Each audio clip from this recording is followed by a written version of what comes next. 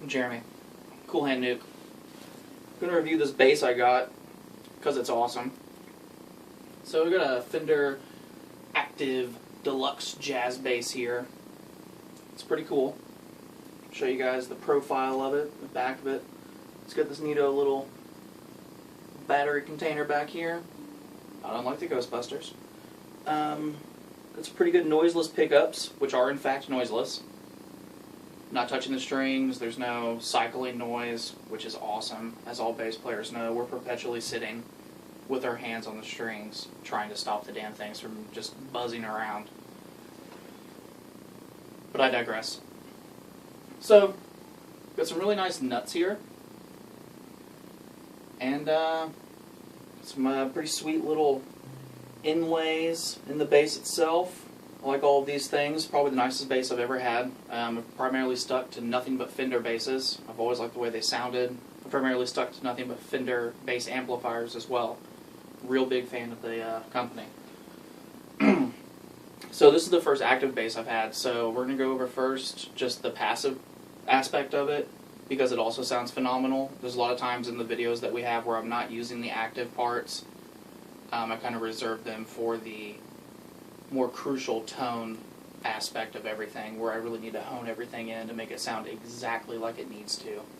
And there's a lot of times where passive can cut it by itself just because it's such a well-made product. So passively, you got some harmonics, really nice.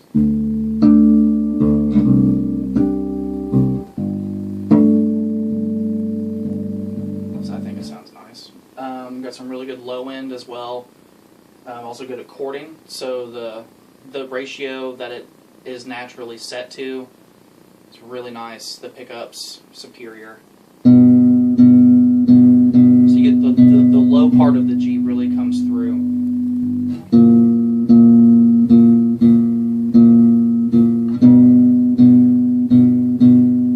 It's really great, especially for covering like Led Zeppelin songs and everything. You need the low end and the high end to really aspirate.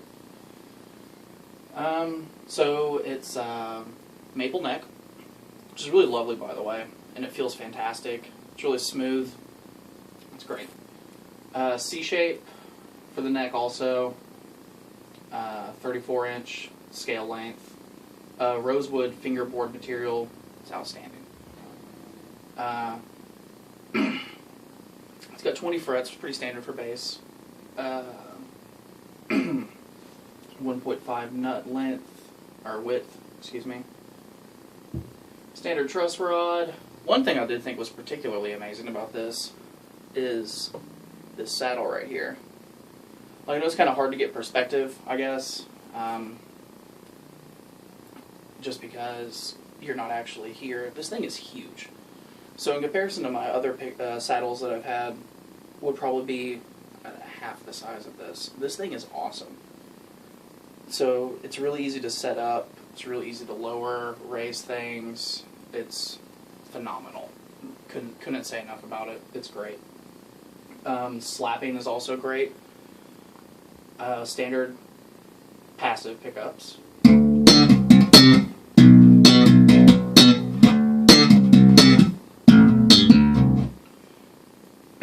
Just sounds awesome. It's got that nice thump to it that you would expect out of a Fender product.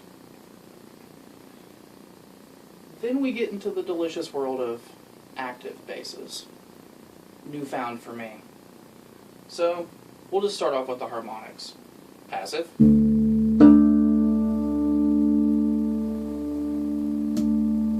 we flip the switch. This little knob right here, it's got your mid. So you can cut it all the way out. Obviously low into the harmonics to it. Turn it all the way up. Jackpot.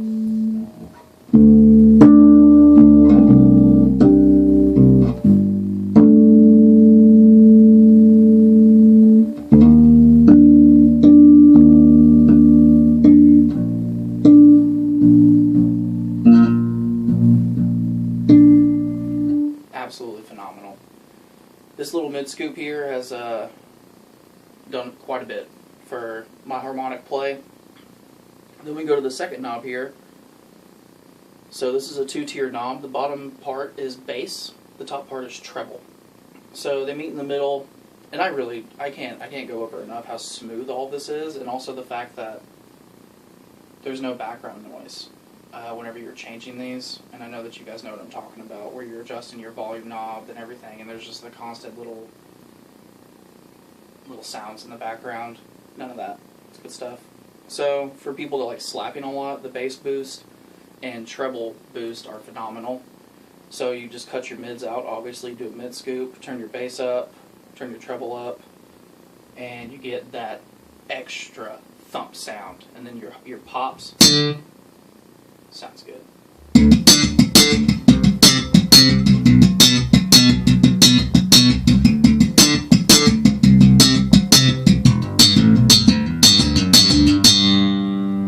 It's good stuff.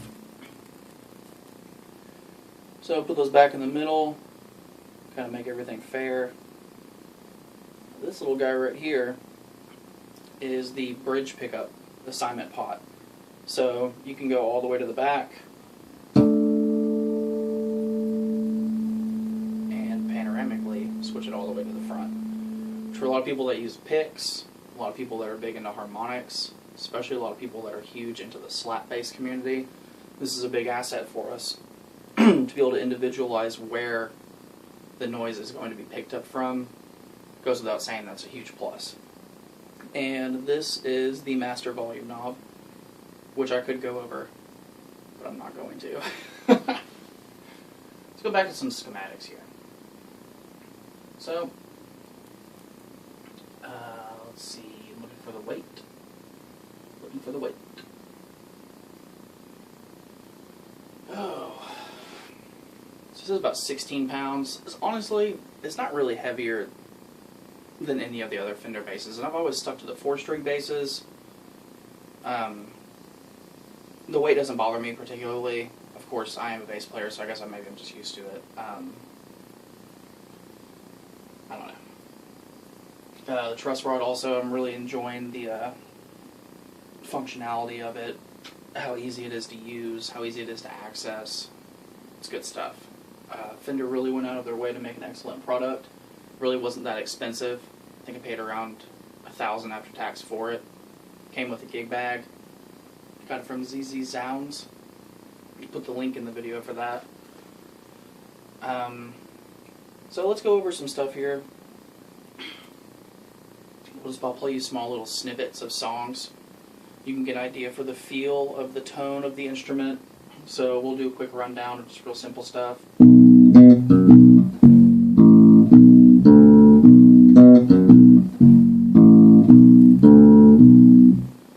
that's with the mid boost kind of getting messed with.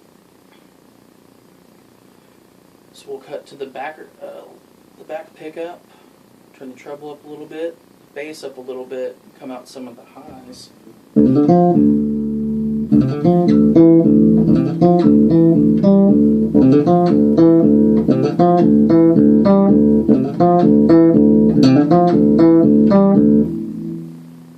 Just all around. I mean, you can pretty much hone in any exact tone that you want with this instrument inside the passive format, and honestly, even in the active format, excuse me. And even in the passive format, you can just adjust it on your bass amp itself, just like you would any other bass. It's just really a phenomenal product. Couldn't say enough about it. This is actually one of the made in Mexico versions. Sounds phenomenal to me. I know a lot of people kind of iffy about it. Don't be anymore. It's a brave new world over there. It's good stuff.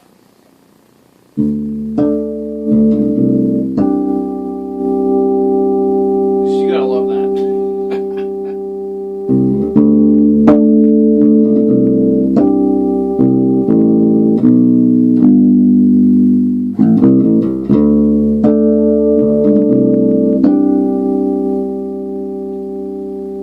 So one thing that we haven't got into, that I feel like I'd be depriving you of if I didn't explain it to you a little bit, is tapping. This is an excellent tap bass. My advice would be to put the mids in the middle, kind of put everything in the middle, and then you're going to want to, at least I do, pan it to the back a little bit. I'll show you with the front.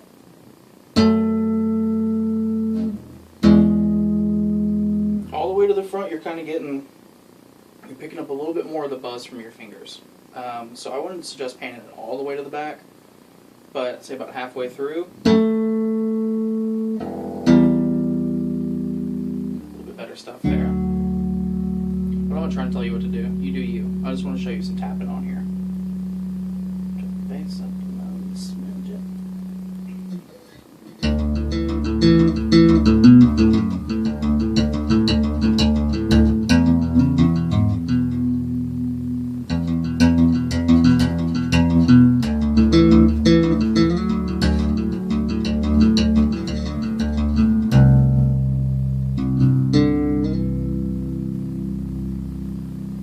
Chords ringing out. There's a lot of bass being sustained. There's a lot of high end being sustained. The thing has good intonation built into it. It's a real superior quality product. Been playing bass for a long time. I've had a lot of different basses. There's not too many basses that anything that you do just sounds superior. Most have, as I'm sure you know, they have their own individual ups and downs. To not discredit any particular bass or company. This one's all around check plus. I would highly suggest getting this, whether you're a pro or a beginner.